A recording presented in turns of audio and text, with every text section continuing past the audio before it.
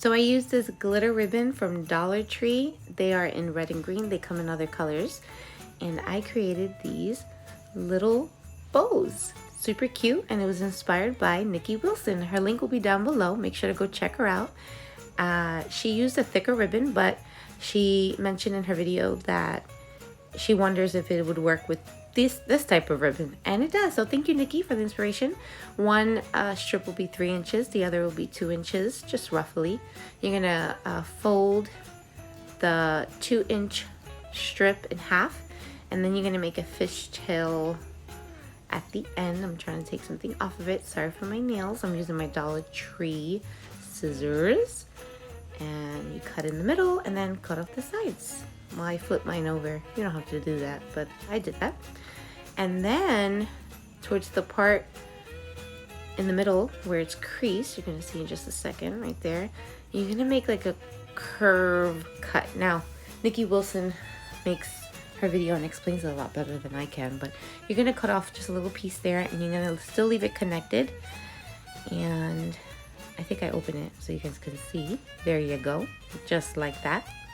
And then you're gonna take your 3-inch strip, fold it in half, and what you did to the last strip in the middle, you're gonna do the same thing. So you're just gonna kind of like curve it some, and I flip mine over and curve it again. You want to have a little bit of a point, so then you can glue it later on. And then you're gonna do the same thing to the other side. Just make sure it's still connected. Don't, you know, cut too much. And yeah, guys, you make these super cute little bows. And you're also gonna need a tiny little strip. You don't need to if you don't want to use the strip. See, this is how it turns out.